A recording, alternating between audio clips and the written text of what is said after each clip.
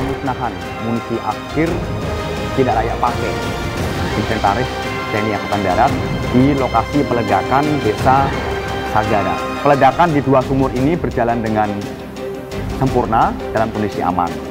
Sedangkan di luar dua sumur ini disiapkan satu lubang yang peruntukannya adalah untuk menghancurkan detonator saat tim penyusun munisi menyusun detonator di dalam lubang tersebut. Secara tiba-tiba terjadi ledakan dari dalam lubang yang mengakibatkan 13 orang meninggal dunia.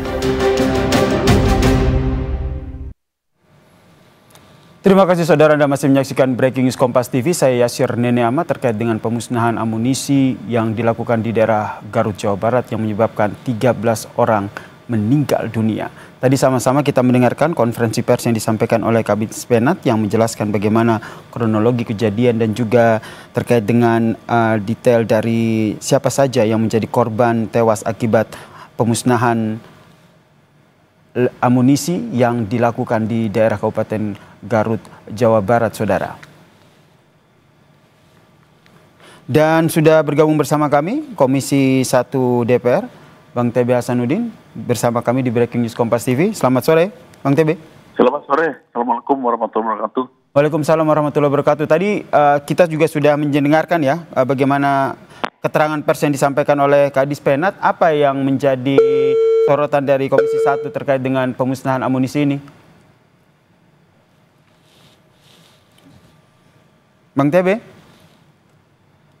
Baik, kami perbaiki sambungan telepon bersama dengan Bang TB Hasanuddin, Komisi 1 DPR. Dan kami juga tadi telah berbincang dengan salah satu dokter jaga di RSUD Pamengpek yang menerima 13 jenazah korban tewas akibat pemusnahan amunisi yang dilakukan di Kabupaten Garut, Jawa Barat. Informasi terbaru yang disampaikan adalah terkait dengan identifikasi, masih dilakukan proses identifikasi yang nantinya akan bekerja sama dengan tim DVI dari polisi. Dan memang untuk proses identifikasi ini masih menunggu data dari pihak keluarga yang dikumpulkan di Rumah Sakit RSUD Pamengpek, saudara. Bang TB? Ya, mohon maaf terputus. Apa informasi yang sudah dirangkum ataupun dikumpulkan oleh Komisi 1 DPR terkait dengan pemusnahan amunisi yang berdampak ataupun yang mengakibatkan 13 orang tewas? Ya, saya kira begini. Saya melihat beberapa video di sana ya. Dilihat dari prosedurnya ya, kelihatannya sudah sesuai ya. Tetapi prosedur itu banyak yang tidak dilaksanakan dengan baik dan sesuai dengan urutan, begitu. Ya. Pertama, pemusnahan munisi dengan cara peledakan itu di tempat yang jauh dari masyarakat sudah dilakukan dan bahkan di pantai, oke? Ya. Kemudian yang kedua, masyarakat juga jauh dari tempat itu sudah sesuai dengan ketentuan, ya. Nah, yang saya lihat itu adalah dalam teknik setelah peledakan. Jadi seharusnya setelah diledakan, ingat ya, itu munisi kedaluarsa. Munisi kedaluarsa itu kalau diledakkan tidak semua meledak sekaligus, baik karena blasting maupun karena panasnya. Jadi akan ada terjadi ledakan pertama yang memang disengaja oleh petugas, tetapi juga ada ledakan kedua, bahkan mungkin ketiga. Nah, itu kurang diwaspadai oleh petugas. Sehingga kalau saya lihat, ketika ledakan pertama kemudian meledak, para petugas mungkin menganggap bahwa yang namanya seluruh amunisi sudah selesai meledak, sudah habis, sudah tidak ada amunisi tersisa. Itu diprediksi seperti itu. lalu mereka menuju ke tempat peledakan yang notabene di situ diikuti oleh masyarakat. Ini kesalahan yang kedua. Sehingga terjadi ledakan yang kedua dan kemudian terjadilah korban. Itu kira-kira seperti itu yang saya amati. Kemudian peninjauan ulangnya akan seperti apa terkait dengan peristiwa ini? Saya kira kita harus mencoba melakukan evaluasi dan kemudian memperbaiki prosedur, ya. Jadi setelah peledakan pertama tidak dibenarkan langsung ditinjau, tetapi harus diyakinkan beberapa jam dan kalau perlu disiram dengan air supaya terjadi pendinginan dan tidak ada ledakan berikutnya, begitu. Kalau itu sudah boleh masuk, lalu dipilah mana munisi yang sudah meledak, mana yang belum. Yang belum dikumpulkan lagi dan kemudian diledakkan berikutnya. Itu yang perlu ditambahkan dalam prosedur itu. Yang kedua, seperti apapun dilarang masyarakat mendekat kepada tempat peledakan, baik sebelum maupun sesudah, begitu.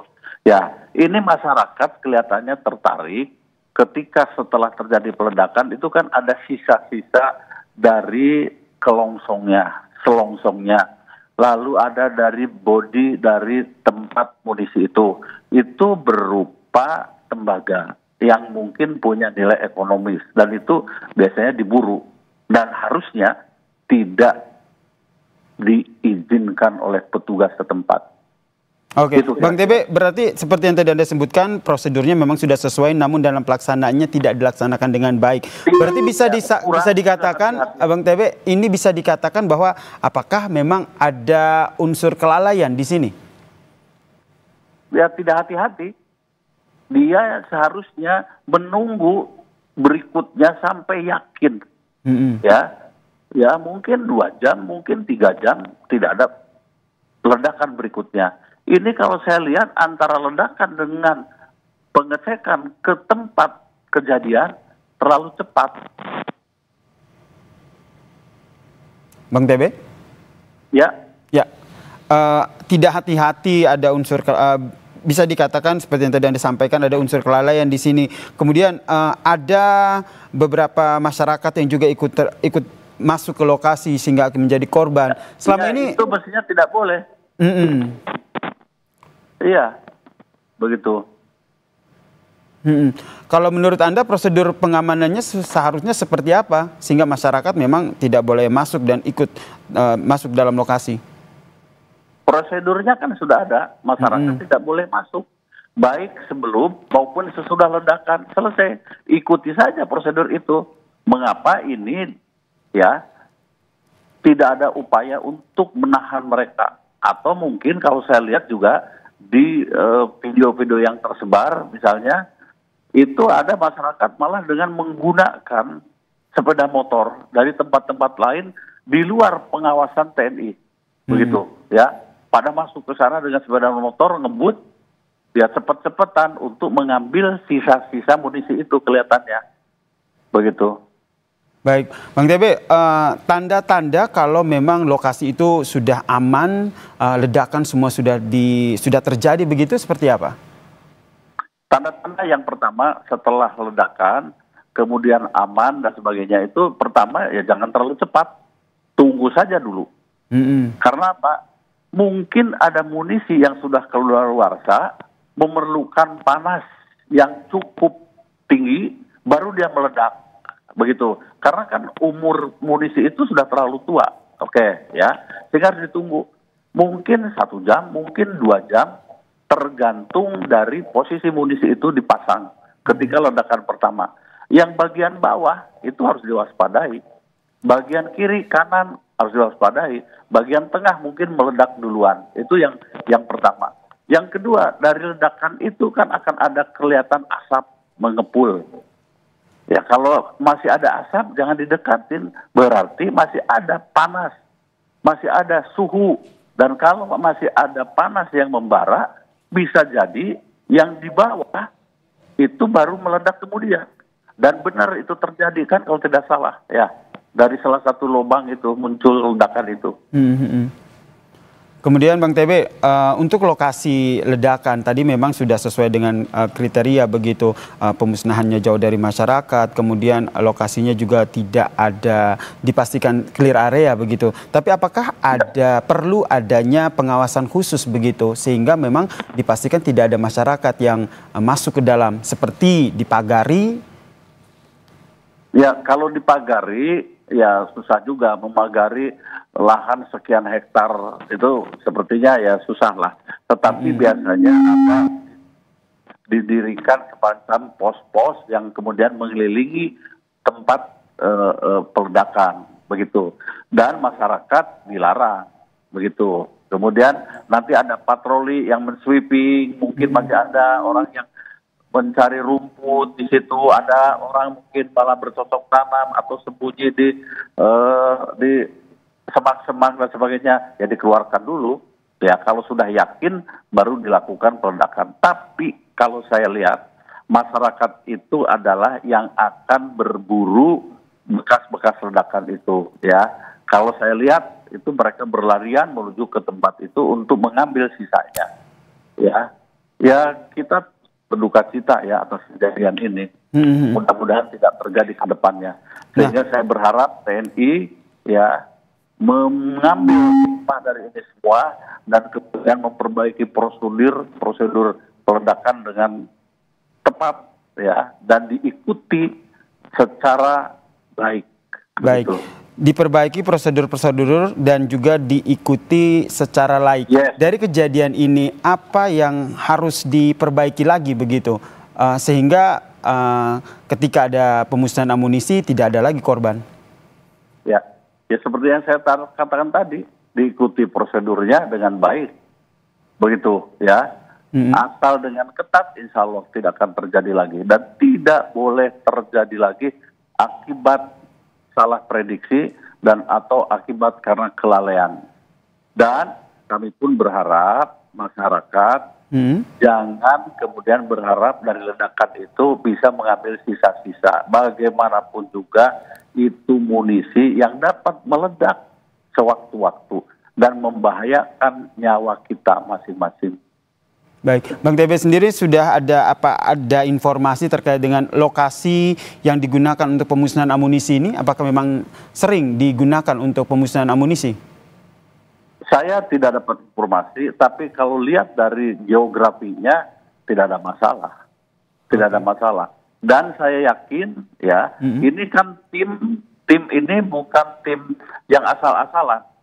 Ya. Ada kolonel CPL, korps peralatan, itu mereka profesi dalam urusan munisi, dalam urusan penyimpan, dalam urusan meledakan. Begitu.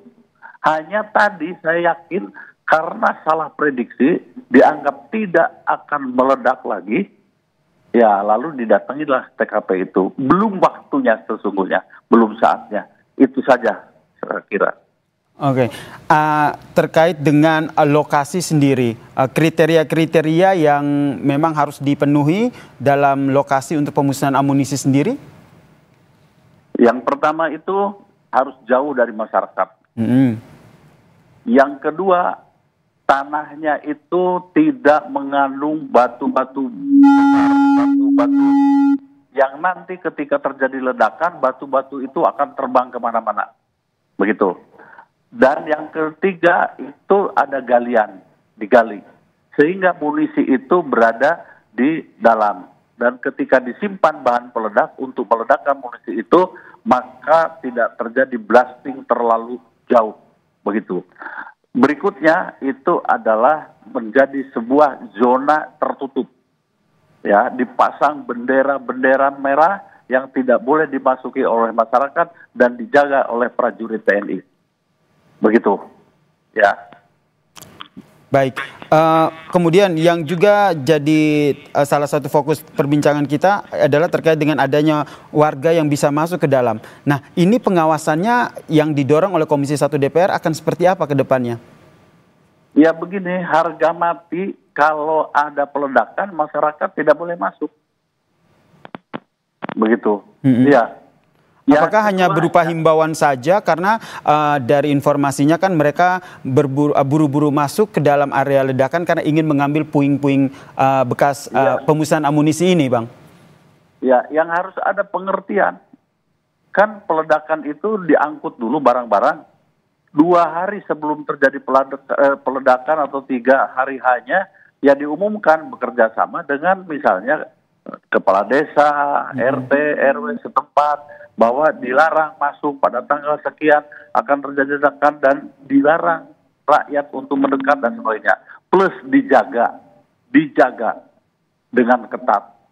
Kalau itu kedua belah pihak, 1 TNI menjaga, 2 rakyatnya juga tidak ngotot mencari bekas-bekas ledakan, saya kira semuanya akan baik-baik saja. Dan ini kan bukan yang sekali 2 kali. Pernah beberapa kali terjadi pemusnahan seperti ini. Tetapi kalau masyarakat juga tidak care dan tidak memperhatikan keselamatannya masing-masing, akibatnya seperti ini. Begitu. Dan saya berharap juga TNI harus benar-benar menjaga supaya rakyat itu jauh. Ya, dengan ketat. Saya ulangi lagi, dengan ketat. Penjagaan harus dilakukan dengan ketat ya. Iya, dengan ketat. Karena ini menyangkut apa? Menyangkut nyawa ketika ledakan terjadi. Oke, Bang TB, ini berbicara terkait dengan amunisi yang sudah kedaluarsa. Memang salah satu caranya apakah hanya diledakkan atau ada cara lain? Ya, pertama yang paling tepat kalau banyak ya diledakkan. Begitu ya. Kalau dibuka satu persatu, nanti munisi dalamnya, bagian dalam juga harus diledakkan juga, harus dibakar. Jadi munisinya itu kan ini misalnya peluru lah ya, peluru meriam atau bom. Di dalamnya itu kan ada serbuk untuk peledak. Nah, itu harus dibongkar satu persatu, kemudian dikeluarkan begitu. Lalu misalnya badannya disisihkan, itu sudah tidak bahaya. Tetapi bahan peledaknya ya tetap harus dibakar karena itu sudah tidak bisa dipakai dan kadaluarsa. Yang paling efektif adalah dengan cara diledakkan. Kalau juga ada cara lain, misalnya ditenggelamkan di laut, itu juga akan terjadi pencemaran di laut, tidak bagus juga dan sebagainya ya. Begitu. Jadi saat ini yang paling bagus adalah yang paling praktis, ia diledakkan dengan catatan prosedur diikuti dan dilakukan dengan cara hati-hati dan ketat di dalam pelaksanaannya. Baik, Bang TB tadi juga sudah mendengarkan apa yang disampaikan oleh Kabdis Penat, kemudian juga diinformasikan bahwa akan ada investigasi menyeluruh. Langkah yang selanjutnya diambil oleh Komisi 1 DPR seperti apa? Begini ya, kita serahkan saja kepada TNI, biarkan melakukan investigasi seperti apa kesimpulannya. Pada saat nanti ada rapat dengar pendapat dengan Panglima atau dengan jajarannya, ya kita akan dengar. Yang paling penting ya, kita sudah sampaikan pesan-pesan itu supaya ada perbaikan dan jadikanlah ini sebuah kecelakaan terakhir. Baik, kita berharap tidak ada kejadian seperti ini kembali terjadi di kemudian hari ya. Terima kasih Bang TB Hasanuddin, Komisi 1 DPR dari fraksi PD Perjuangan telah berbagi informasi dan perspektifnya terkait dengan pemusnahan amunisi yang menewaskan 13 orang di Kabupaten Garut, Jawa Barat, Saudara.